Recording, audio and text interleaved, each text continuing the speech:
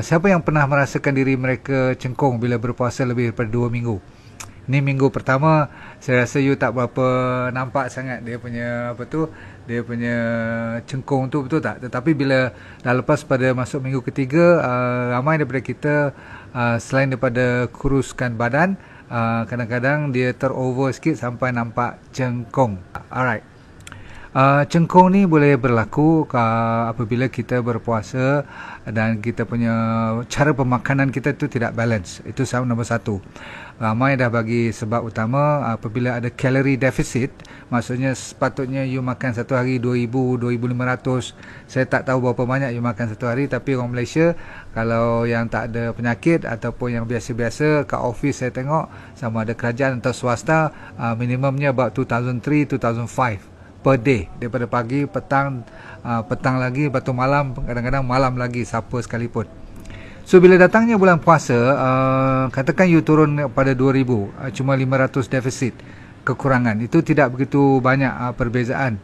Tapi bila you kurangkan, macam saya recommend 1-2 hari lepas saya cerita tentang 1200, 1300, bahkan kalau mereka yang betul-betul nak baik daripada penyakit, saya suruh you ikut konsep fast mimicking diet. Fast mimicking diet ni Mak Saleh cuba nak tiru fasting. So dia orang buat sampai 600 ataupun 700 kalori je sehari untuk 5 hari turut-turut. Lepas tu dia orang buat 3 kali setahun atau 4 kali setahun, mereka mendapati dah ada dia punya kesan kebaikan. Tapi kalau takat 5-6 hari tu belum boleh nampak cengkungnya. Selalunya bila datang pipi ni dah mula, dulu katakan tembam. Tahu tembam tak? Yang kembung sikit tu nampak penuh. Sekarang dah nampak macam lean, nampak macam turun sedikit. Tapi cengkung ni lebih pada turun sedikit, dia sampai tenggelam. Mungkin kalau saya buat 500 atau 600 kalori untuk lagi 3 minggu, mungkin you boleh nampak juga turun sedikit. Tapi kalau takat turun kat pipi sahaja ni, okey, itu masih lagi normal. Yang saya nak bicara pada malam ini ialah jangan sampai anda nampak you punya jaw, tulang rahang ni pun, jaw ni kan pun dah mula macam melekuk ke dalam sedikit. Walaupun ini selalunya mengambil masa lebih daripada 3-4 minggu, dan you harusnya under kalori sungguh-sungguh sampai bawah pada 700 kalori satu hari. Kalau you biasa makan 2500, kalau you biasa makan cuma 1400 kalori satu hari, kalau you buat 700, tak nampak lagi dia punya cengkung yang teruk tu. Yang paling teruk ialah apabila berlaku kat bahagian tulang pun, dia nampak macam melekuk sedikit. Ini selalunya saya nak bagi nasihat, anda harus cuba perhatikan. Kalau berlaku, mungkin anda boleh belajar sesuatu pada malam ini. Yang you kena tahu ialah ada beberapa lagi perkara selain daripada makanan yang terlalu defisit. Defisit tu maksudnya hutang terlalu banyak, kekurangan daripada kebiasaan you. Walaupun itu menyihatkan, tetapi kalau over, dia juga menjadi masalah. Disebabkan mungkin ada beberapa jenis vitamin, mineral yang berkurang. Tapi satu lagi ialah ada orang pun dah pandai tadi cerita, bagi feedback kat saya, disebabkan dia kurang air.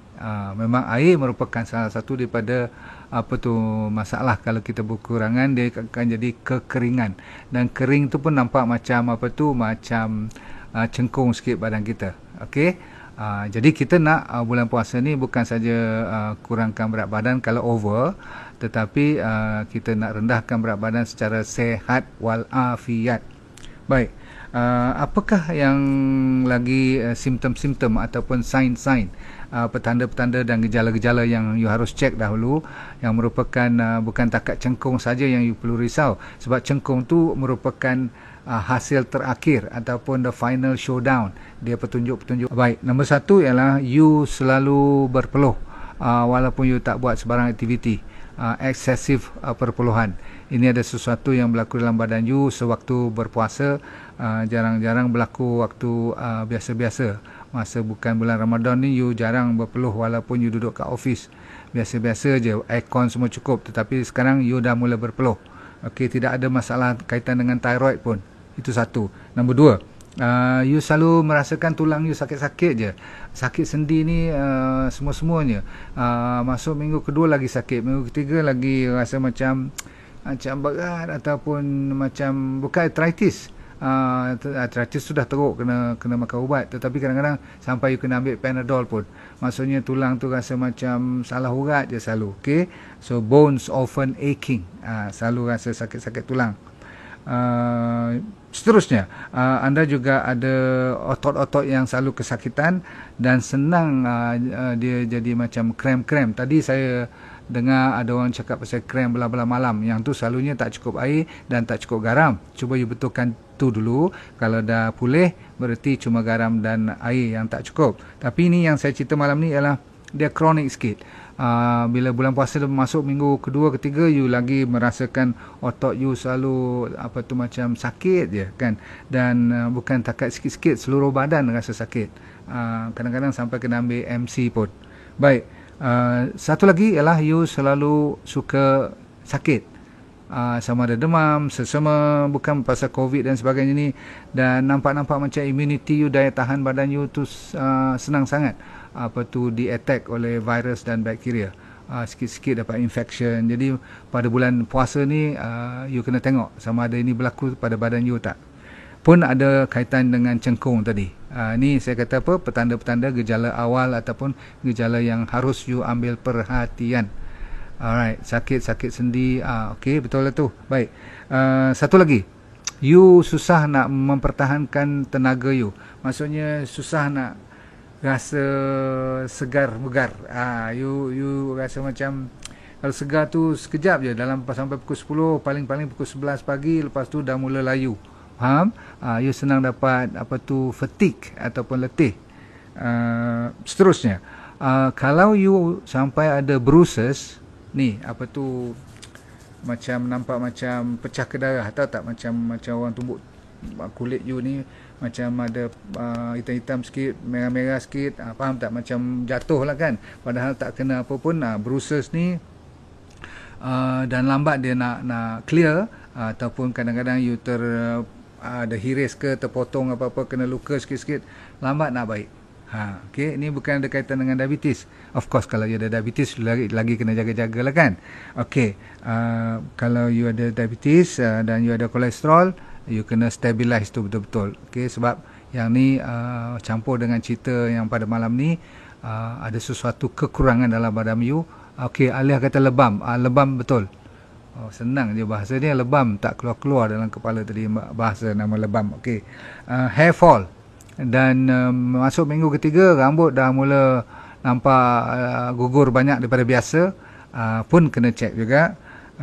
Selalunya kita paling-paling tinggi 50, 60 helai. Orang tak bilang pun, betul tak? Orang perempuan pun kadang-kadang tengok sangkut kat sikat-sikat tu, mungkinlah dalam sekali sikat tu kadang-kadang masa nak pergi kerja jatuhlah 20, nanti balik malam lagi 2-30, so masih normal lagi. Okay? Tapi kalau atas pada 100 helai, you kena cek apa yang berlaku. Baik, kalau dalam masuk minggu kedua, muka you monyok je, lepas tu you senang moody pula, lepas tu jadi depressed, rasa murung, kadang-kadang setengah orang tu rasa anxious, rasa gelisah, tak pasal-pasal pun. Orang tanya pasal apa, dia pun tak tahu kenapa. Kalau batuk, tekak kering tu ada kaitan dengan immunity juga tadilah kan. Okey, baik, pastikan bukan COVID lah. So kalau you ada ni semua dan gigi you pun dalam sebulan ni lebih nampak cepat, banyak tek gigi, banyak plak, tahu tak plak gigi ni. Dan kadang-kadang kalau berlubang tu lebih senang berlubang plak gigi kan. So kena perhatikan masalah-masalah. Of course, kalau you yang penyakit jantung tu kena hati-hatilah. Okay, sebab ada beberapa perkara lagi yang you kena tahu, iaitu kalau ada blok apa-apa kat jantung pada bulan-bulan ni, you kena perhatikan. Kalau suddenly you punya kat breast you kadang-kadang ada macam tumbuh, katakan cyst ataupun tumbuh tulang-tulang. Maksudnya bukan tulang yang keras tu, you rasa macam ada sesuatu yang macam orang panggil calcification. Faham tak? Ada tumbuh kalsium kat situ kan, macam berbatu kat situ. Tu you kena jaga. Selalunya you tak akan nampak kat kidney selagi mana tak jadi batu karang. Itu pun kena check. Kalau PCOS you, polycystic ovary punya syndrome tu, masalah ovary you naik balik, kena check. Kalau batuk-batuk, kalau masalah suddenly you nampak ada sesuatu kat cornea, kat mata you pun, ni semua kena check. Okay. Of course kalau you dah pergi buat scan, dah pergi buat katakan angiogram semua tu, kadang-kadang boleh nampak benda-benda yang block sikit-sikit, walaupun you tak sakit lagi, kena check sama ada kalsium tak. Baik, jadi secara menyeluruh saya dah cerita kat you, ini semua adalah sebahagian besar daripada kadang-kadang berlakunya lebih pada bulan puasa. Kenapa? Salah satunya air tak cukup, nombor dua you bertukar cara dan bio clock you. Tahu bio clock? Body kita ni ada clock dia, ada jam dia. Dulu you makan sekian-sekian waktu, sekarang you tukar sekian-sekian waktu. Dan saya pula tekankan you tak boleh makan lebih daripada sederhana sahaja. So kadang-kadang body you tu dia react, dan ada bahan-bahan yang you makan, kadang-kadang you lepas pandang ataupun you tidak serius menjaga pemakanan yang sepatutnya. Saya tak guna perkataan seimbang. Dulu-dulu memang orang kalau lecture tentang pemakanan, dia mesti kata makanan yang seimbang. Sekarang memang tak imbang. Pasal apa tak seimbang? Sebab kita nak lebihkan buah, kita nak lebihkan air, kita nak lebihkan sayur-sayuran. Jadi dia tak seimbang lah, betul tak? Kalau kita timbang macam dulu, kena sama banyak nasi, sama banyak daging, sama banyak ikan, semua susu dan sebagainya. Sekarang yang ni kita kurangkan, tapi yang ni kita lebihkan. Dalam minta kita lebihkan ni pun kadang-kadang kita tak jaga juga. Maka kadang-kadang dalam makanan yang saya recommend ni pun tak jaga, maka dia akan jadi seminggu demi seminggu demi seminggu akan berkurangan sampailah kita ada cerita tadi, dan juga cengkung badan kita. Alright, sebab statistik satu dunia mengatakan kalau ambil 100 orang, 85%, bahkan setengah statistik kata sampai 90% daripada kita memang rendah ataupun tak cukup. Saya ulang, rendah atau tak cukup dua vitamin yang mustahak ni. Dengar elok, okey? Yang paling penting malam ni dari sudut cengkung ataupun dari sudut kulit kita jadi rosak ataupun jadi bermasalah masa kita berpuasa dan masa kita tak jaga makanan yang cukup vitamin, termasuk yang paling saya nak cerita malam ni ialah K2. Vitamin K lah, senang. Okay? Kan jarang orang sebut vitamin K. Selalunya kalau pasal muka ke kulit ke ataupun ni lah, tak berapa cantik muka kita atau jadi cengkung semua ni, selalunya orang cerita vitamin C kan, atau collagen tu tak. C dan collagen tu menjaga kulit dan menjaga supaya kita punya kita punya protein tu dia dapat berdiri dengan baik ataupun masih lagi tegang, jadi tak nampaklah kendur dan sebagainya. Tapi sebenarnya bukan collagen dan bukan saya kata vitamin C sahaja. Yang paling lebih orang lupa dan saya pun tak pernah cakap ialah K, dan bukan takat K saja, K2. Sebab K ni dia ada dua jenis. Vitamin K ni ada K1, ada K2. Saya habiskan cepat supaya you fahamkan. K1 ni selalunya datang daripada sayur-sayuran, datang daripada leafy green vegetable. Asalkan dia sayur-sayuran hijau je, no problem. Dan dia lebih menjaga kepada pembekuan darah kita. Masalah kalau kita ada selalu kan orang makan pencair darah semua tu, ini kalau you ambil K1 banyak sangat pun dia orang marah. Hospital selalu dia bagi list, dia kata encik jangan makan cabbage, gobis, cauliflower cauliflower dengan, selalunya cauliflower dengan brokoli kan, kale, ni bak choy, selalu saya cerita spinach semua ni, dia tak bagi. Pasal apa? Dia tahu sebab bahan-bahan K1 ni memang bagus untuk membekukan darah. Maksudnya menjaga pembekuan darah. Kalau kita luka, kalau kita jatuh, yang jadi tutup balik semua tu K1 bantu kita. Tapi kalau dia ambil pencair darah, dia tak bagilah sebab dia lawan kan. Itu kena bagi tahu doktor dulu. Tapi malam ni untuk tujuan cerita cengkung tadi, supaya tidak nampak teruk sangat, supaya masih lagi mempertahankan daripada bukan takat kulit saja. Dia memang menahan, jaga kulit dan juga membantu you punya otot-otot itu, tapi dia lebih kepada tulang. Dia menjaga tulang, dia menjaga soft tissue kita supaya tidak ada lekatan-lekatan kalsium yang mengganggu sampai jadi, kan tadi saya kata sakit badan, ada batu karang dan sebagainya tu, mata kadang-kadang dia tumbuh semua tu. Jadi kalau ada K2, dia menyelesaikan masalah ni. dia mengambil semua kalsium-kalsium yang tak sepatutnya duduk kat tempat mana-mana yang saya kata tak sepatutnya, termasuk dalam paru-paru pun ada kadang-kadang dia lekat kan, saya kata kat breast, kadang-kadang kat liver kita. Yang paling kita takut dia suka lekat kat bahagian pembuluh darah. Okey, itu menyebabkan kita boleh kena heart attack dan sebagainya. Jadi K2 ni selain menjaga daripada kita supaya mempertahankan awet muda, bukan soal awet muda nak tunjuk kepada sesiapa, tapi awet muda supaya tidak nampak cengkung. Bila cengkung ni nampak sakit, itu maksud saya.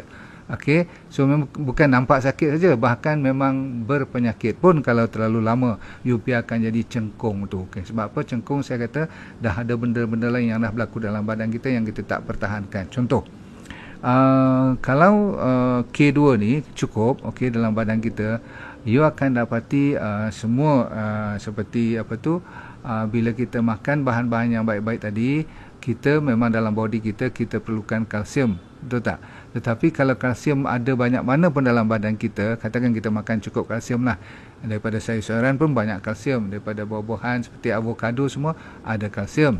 Tapi kalau K2 tak ada, dia tak boleh pergi mana-mana yang sepatutnya. Macam ni, tulang ataupun kalsium harus masuk ke dalam tulang, betul tak? Dia tak boleh pergi ke tempat-tempat yang bukan tulang atau gigi. Itu yang bahayanya.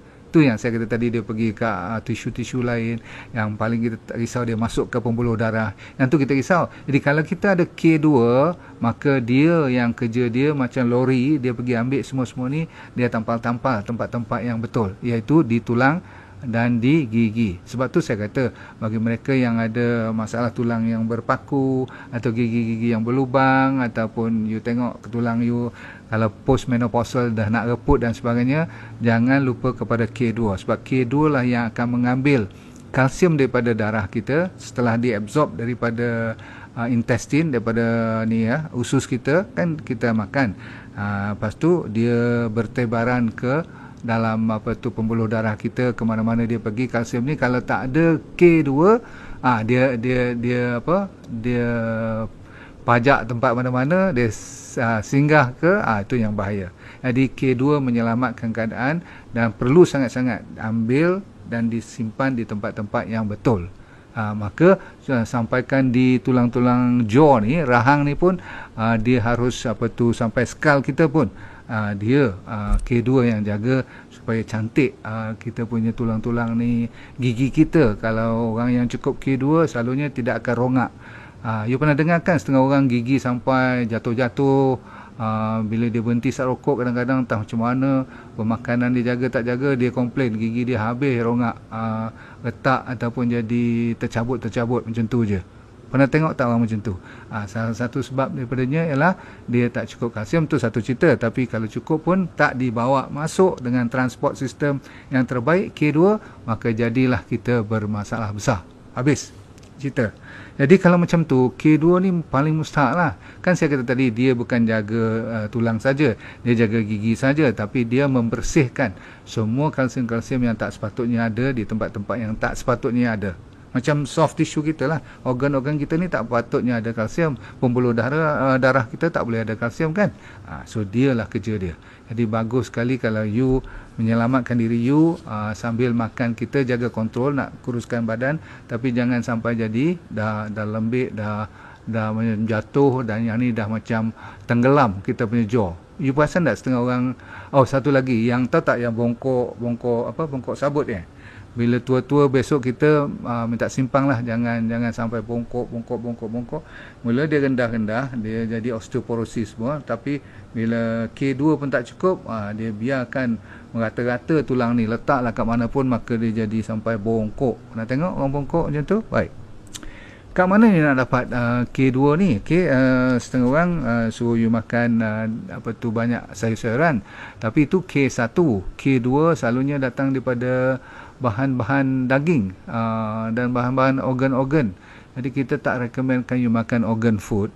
Tak organ, limpa lah, paru-paru lah, hati ayam lah, semua tu Jadi kecuali kalau you nak makan juga hari-hari cheat day tu, telur boleh. Telur yang kuning tu, egg yolk, very good. Okay, untuk dapatkan balik sedikit K2 dalam tu ada. Satu lagi, kalau you orang Jepun, you boleh makan natto. Natto ni macam kalau kita kat Indonesia tu tempe. Tapi tempe tak sekuat natto. Natto tu dia punya fermentasi dia jadikan sampai bau dia, kalau you tak tahan, you pengsan. Okey, tempe tak bau sangat kan. So untuk kita tempe boleh. Kalau you suka miso soup, pernah dengar miso soup? Itu pun bagus. Kalau you berkawan dengan orang Jerman, dia orang panggil sauerkraut. Kita orang Melayu panggil apa tu, jeruk lah, jeruk cabbage, gobes ni, dia buat berlapis-lapis, lepas tu dia bubuh garam, gobes, lepas tu dia peram dia. Okey, rasa-rasa saya macam boleh makan kan sauerkraut ni. So you buat sendirilah. Boleh. Probiotik dan prebiotik pun memainkan peranan. Bagi mereka yang nak juga makan dari sudut vegan ataupun yang tak makan daging banyak ni, you boleh ambil cashew nut, ambil fig, apa tu, buah tin, ambil buah peach. Ni yang banyak ada K1, sebab K1 nanti akan keluar maksudnya dia diproseskan sampai jadi K2, walaupun tak berapa efektif, tapi boleh lah daripada you nak makan benda-benda yang you tak lalu nanti kan. Sebab kat sana dia orang suruh makan cheese banyak-banyak, cheese. Okey, pistachio boleh, timun boleh, delima boleh, buah lagi sekali buah berries macam saya bagi list 2 hari lepas tu, avocado lagi sekali, prunes, okey, buah plum pula dah, buah plum yang orang panggil prunes tu kan boleh. Lepas tu yang paling tinggi kiwi fruits, okey, boleh. So, selalunya untuk orang yang tak makan daging banyak, yang tak boleh dan tak direkomendkan sangat, sebab you mungkin dah ada gout, dah ada masalah-masalah high blood, masalah jantung dan sebagainya, maka kita rekomendkan you ambil K2 yang ada kat farmasi pun boleh, ataupun saya selalu rekomendkan yang ambil D3 sekali. Sebab apa? Tanpa D3, K2 pun tak efektif. Sama juga, kalau you cuma ambil D3, kalau tak ada K2 pun tak efektif. Macam ni, kalau you ambil kalsium, okay, kalsium ni bertebaran dalam badan you banyak, tapi kalau tak ada K2, faham tak? K2 yang ambil benda ni, dan dia letakkan tempat-tempat yang cantik, faham tak? Faham? Tempat-tempat yang betul lah. Kat tulang betul, supaya kuat tulang tu. Kat gigi, okey. Kat lain dia tak akan ambil, ataupun tak akan letak. Bahkan dia akan ambil tempat-tempat yang tak sepatutnya, dia letak tempat yang betul. Itu K2. Tapi kalau you ambil K2 sahaja, banyak mana pun, tapi you tak ada kalsium, tapi dia nak makan apa? Dia nak ambil kat mana? Okey, so kena ada, dia macam partnership lah, macam twinning program. Okey, so saya cadangkan you jangan risau. Kalau nampak badan you dah mula cengkung, dah mula kurus sangat sampai nampak tak sihat, you kena, nombor 1, tengok balik pemakanan dulu, dan air dan garam. Okey, nombor 2, baru ambil apa tu suplemen seperti yang saya kata. Kita keluarkan kalau boleh D3 tu 10,000 unit, dan apa tu K2 harusnya lebih kurang ambil 200. Okey, 200 mikrogram. Memang dah ada package. Saya memang keluarkan dan saya makan sendiri untuk diri saya, sebab saya memang rendah D3 saya, dan vitamin K ni memang ramai rendah sangat. Jadi kalau orang lain yang rasa dia makan banyak cukup, bohong. Pasal apa? Kalau makan banyak aja, tak semestinya you cover you punya D3 dan K2. Sebab kalau banyaknya gula, banyaknya susu, dia menjahanamkan lagi badan kita.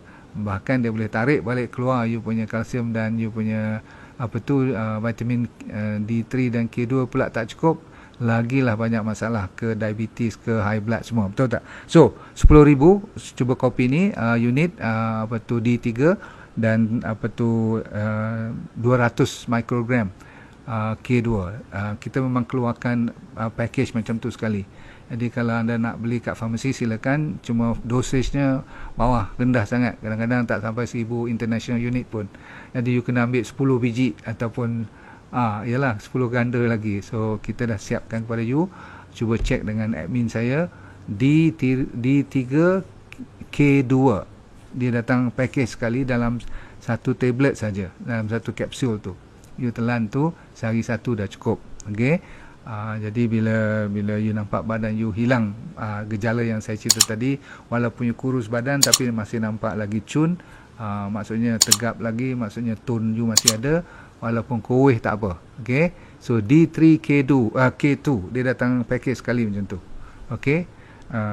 Check dengan partner kita kalau nak order pun, sebab apa sekarang masih ada sedikit promosi. Saya nak make sure you all tidak kurang vitamin yang saya sebutkan tadi. Baik, habis. Lepas pada 2 bulan you guna pakai bahan-bahan macam ni, tengok balik gigi you. Kadang-kadang you punya plug boleh berkurangan, you punya ni lah, lekatan ni.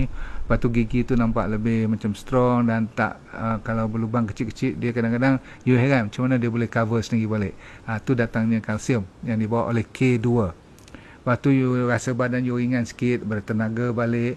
Dan yang paling penting malam ni kita cerita ialah dia kurang menampakkan cengkung muka kita ataupun terutama sekali bahagian jaw ni. Okey? Cukup dulu. Kalau tak ada apa-apa, jangan lupa ambil kesempatan ada promosi bulan puasa ni. Baik, saya mencari cuma 20 orang saja yang kali ini untuk saya buat kelas demi kelas, untuk saya mengajar dia jadi dropshipper saya. Saya punya trainer, saya dah ajar di mereka untuk train you all tanpa modal langsung, yang perlu cuma handphone dan jari yang masih boleh bergerak. Kalau itu ada, you dah boleh berniaga tanpa modal, tanpa risiko apa-apa. Sama ada you bekerja boleh buat part time ataupun full time suri rumah tangga, no problem. Dengan syarat you kena rajin sedikitlah belajar dan ikut apa yang kita tunjukkan, sebab semuanya dibuat secara percuma. So kalau nak di antara 5 hingga 10 ribu tu, orang kata apa, senang-senang aja kalau you buat betul-betul. Okey, nak lebih pun boleh, tak ada masalah. Nanti kita pelan-pelan akan ajar you, dan yang penting you sign up dulu secepat mungkin. Cuma 20 yang pertama saja, okey?